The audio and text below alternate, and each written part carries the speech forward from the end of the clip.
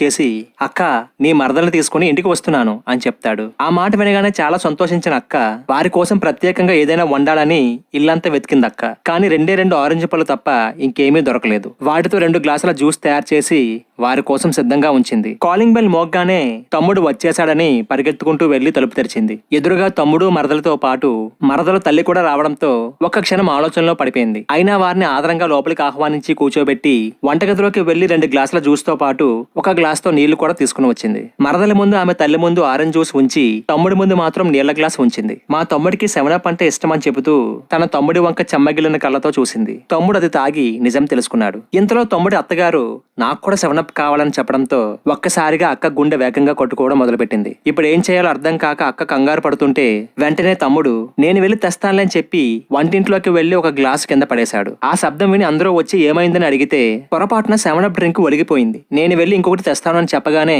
అతని అత్తగారు వద్దులే బాబు అని వారించి ఆవిడ ముందు పెట్టిన ఆరెంజ్ జ్యూస్ తాగింది. అప్పటికి సరిగ్గా మధ్యాహ్నం కావడంతో ఈ రోజు మీ అక్కగారి చేతి వంట తినే మనం వెళ్ళాలి అంటూ తమ్ముడి భార్య అనడంతో అయ్యో అంతకన్నా భాగ్యమా 5 నిమిషాల్లో వంట రెడీ చేస్తానంటూ అక్క వంటగదిలోకి ఆలోచిస్తూ వెళ్తుంటే వెంటనే తమ్ముడు కలగజేసుకుని మరొక రోజు వచ్చినప్పుడు తప్పకుండా అక్క చేతి వంట తిందువుగాన్లే అని చెప్పి ఇప్పుడు మనం అర్జెంట్ గా వెళ్ళాలి బయలుదేరండి అని చెప్పి ముగ్గురు బయలుదేరారు. వెళ్ళిపోతున్న తమ్ముడు వెనక్కి వచ్చి అక్క చేతులు పట్టుకుని అక్క జాగ్రత్త వంటగదిని శుభ్రంగా తుడిచేయి లేదంటే చీమలు పట్టేస్తాయని చెబుతూ తన భార్యకి అత్తగారికి తెలియకుండా అక్క చేతిలో కొంత డబ్బు పెట్టాడు. అది చూసిన అక్క తమ్ముడు వంక ప్రేమగా చూస్తూ తన కన్నీటిని తుడుచుకుంటూ ఉంటే తమ్ముడు వెళ్తూ వెళ్తూ వెనక్కి తిరిగి గట్టిగా అరుస్తూ అక్క ఇక నుంచి తరచుగా పనుల మీద ఈ ఊరు రావాల్సి ఉంటుంది. నేను వచ్చినప్పుడల్లా నీ చేతి వంట రుచి చూడాల్సిందే అని చెబుతూ నీ భవిష్యత్తుకు ఎటువంటి కష్టం వచ్చినా సరే నేనున్నాననే విషయాన్ని మర్చిపోకనే సంకేతాన్నిచ్చి వెళ్ళాడు. రక్త సంబంధంతో పుట్టిన తోబుట్టువులని ఒక బరువుగా భావిస్తూ వారి అవసరాలతో అసలే పని లేదని అనుకోవడం చాలా తప్పు. నీకు అనుకోని కష్టం ఎదురైనప్పుడు